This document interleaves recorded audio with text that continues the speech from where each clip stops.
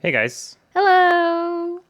So we are after, gosh, 8 months since the start of this project. We are finally able to show you guys the badges that we have worked on, and it was for a conference in Milwaukee called Cyphercon that was founded by Michael Getzman, an infosec guy, and it was held March 11th to 12th of this year, and it was its inaugural event, and so we were able to work on the badges for them. And so we came up with three different designs, all the same circuit, but three different form factors, I guess, depending on the group of people. So the green ones were those who came on Friday only, for the first day only. The white ones were for those who were general attendees of the conference. The black ones were for the volunteers and the VIPs, those who paid a little extra in the beginning. The blue ones were for the speakers, and the red ones for our lifetime badges. So as you can tell, we've got three different shapes. The green and the white ones, they're the gears and kind of like the cogs in the machine. And we, I guess, wanted to give a nod to the cogs that you find in the Enigma machine. Yeah. And the red and the black ones, those are IBM punch cards, and they're accurate to the punch. And they're essentially going through a reader of sorts, which is where the switches are.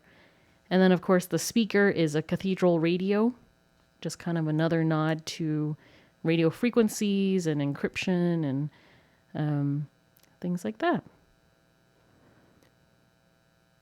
And there's encryption strings hidden on the badges that attendees did manage to crack during the conference. The badge is built around 7400 logic chips and is a functional encryption algorithm implemented in hardware. By clicking the little buttons, you can actually operate the encryption algorithm by hand. So I'm going to walk through the functionality here real quick. Essentially what we have is a bank of 8 LEDs up here, and that's the state of the linear feedback shift register. We have the next bit that's going to be shifted in. We have the XORed outputs, bits 1, 2, and 3, the inputs 1, 2, and 3, the clock sort of override clock light here. So basically what I'm going to do is override a positive value, and you can see that the next bit going in will be high, and then clock button. That clocks it into the first position of the linear feedback shift register. These 3 bits are XORed with these 3 bits to provide these 3 bits. So I'm going to demonstrate what happens when you get into a state where these last 2 bits of the linear feedback shift register are different. As I clock it forward, you can see that the bit moves forward along the register. And when it gets into this next position, this should go high. It does. That's because these 2 bits are different. These 2 bits XORed together are the next bit that gets automatically clocked in. So the next bit that clocks in should be high. These are still different, so that's still high, so the next bit will be high.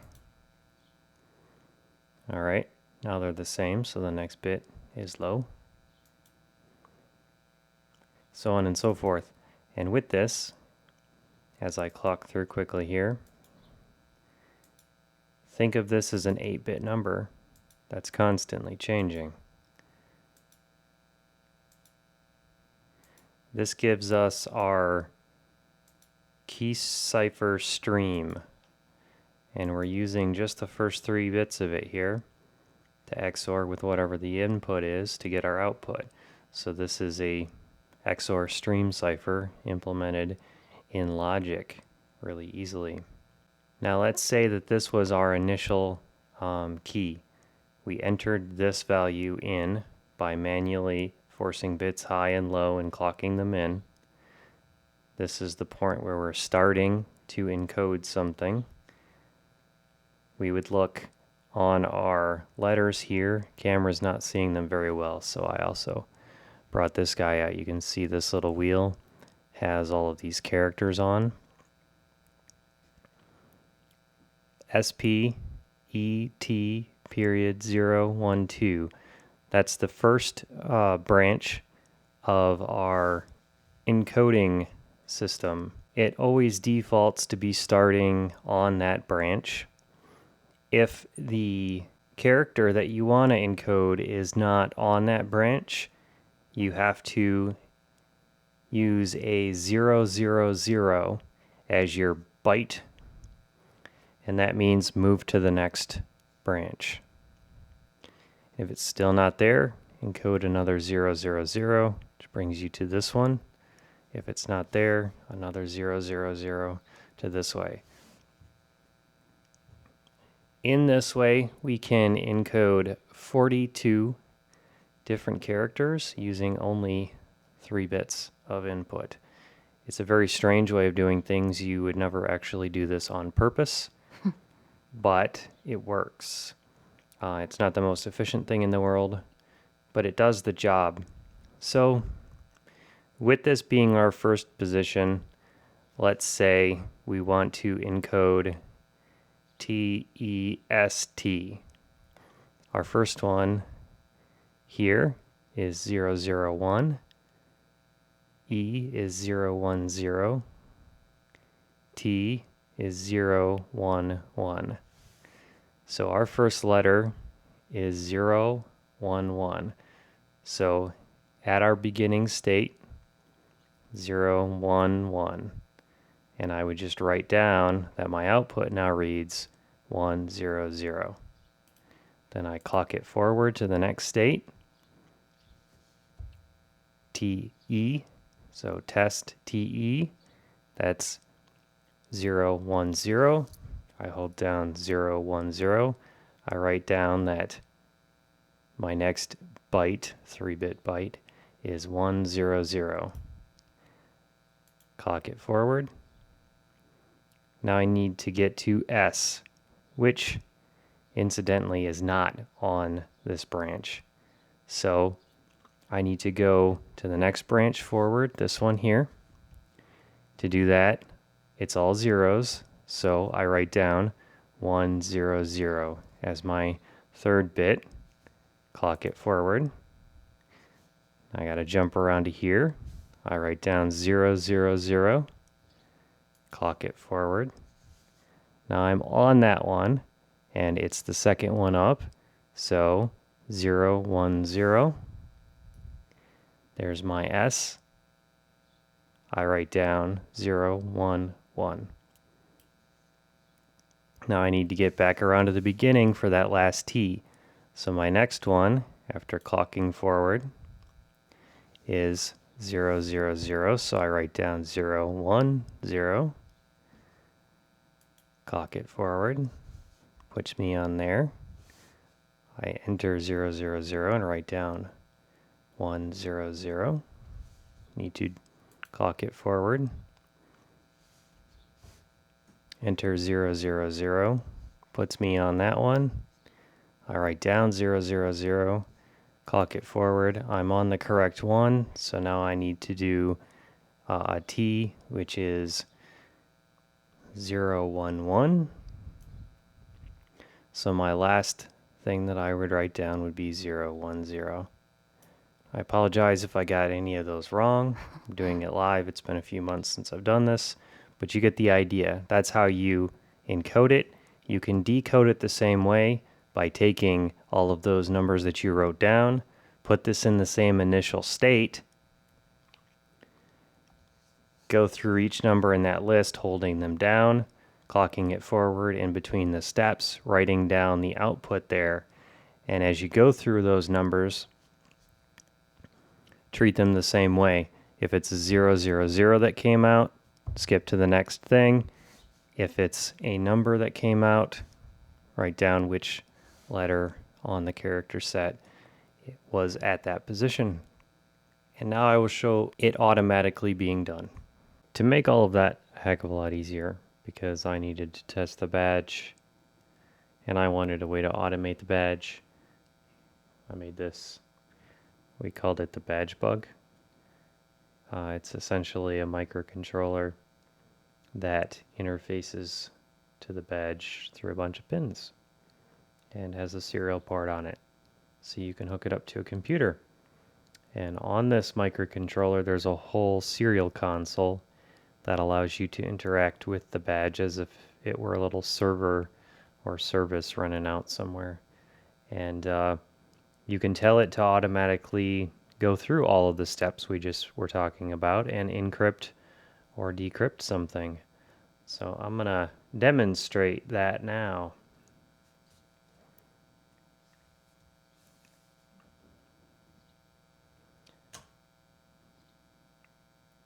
Going to plug in the badge bug. You can see it booted up there. Cyphercon badge bug by Whisker. It says tilde sets the encryption seed. Any other character that's not on here adds a character to the buffer. Backspace removes the last character from the buffer. Enter runs the encryption. $sign prints the current input buffer. And back quote prints this menu. And I made it a little bit easier. If you haven't set your seed when you hit enter, then it'll prompt you for your seed. So basically when this runs, it's going to run the encryption here, which is actually, this program is running on the badge bug that's hooked to the back of this badge. So we're actually logged into a microcontroller here. When I run it though, we'll see the output on the serial terminal here, but we'll also see the microcontroller driving the switches and lights on this in real time. And it does slow it down a little bit just to make it pretty. And what was our previous test string? Test. So test.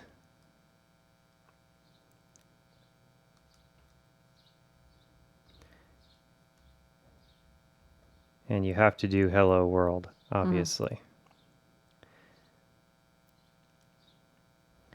And because this is automated, I don't care how long it is.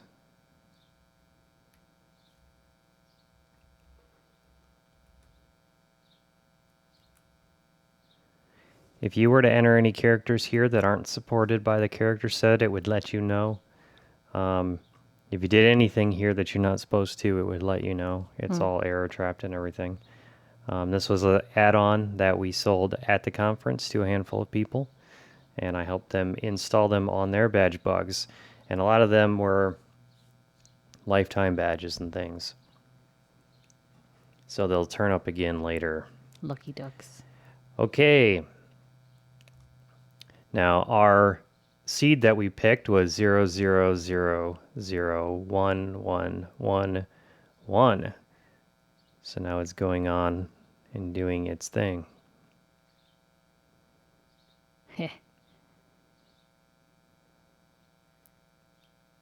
That's what it would look like encrypting with this thing if you had the fastest clicky fingers in the universe. And the best penmanship to record all the zeros and the ones.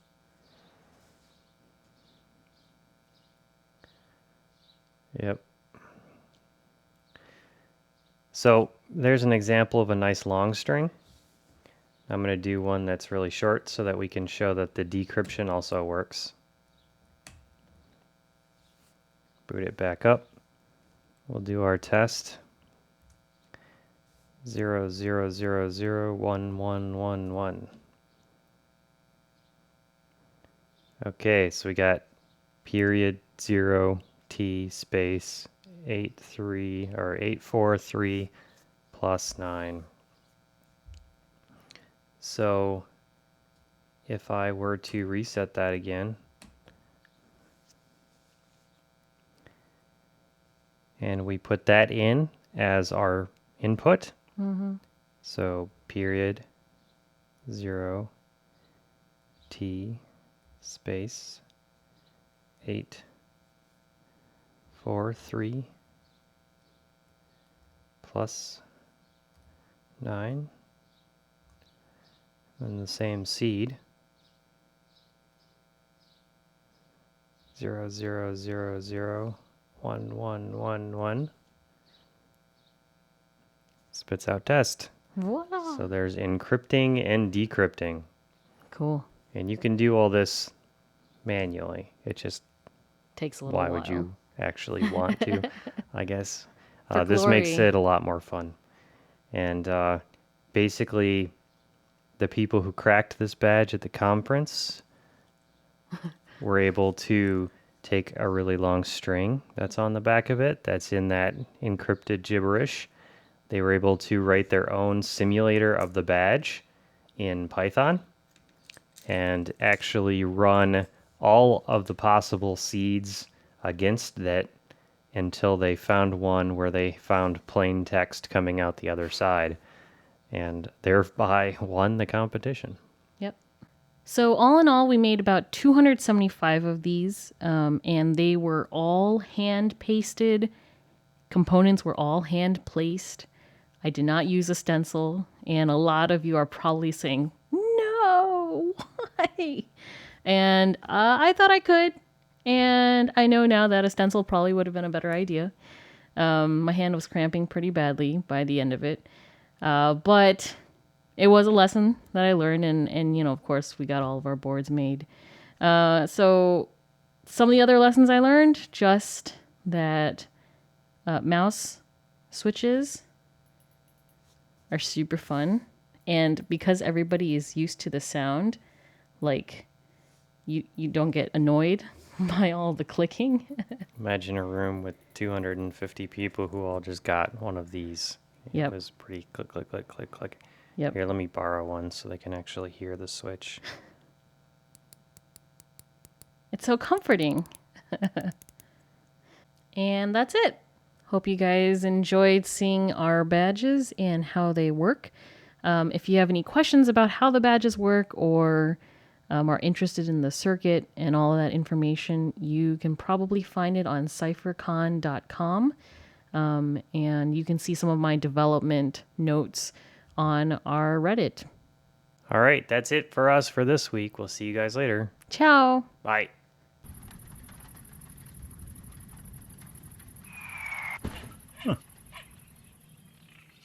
We post videos all the time, so don't forget to subscribe and follow us on Twitter at TYMKRS.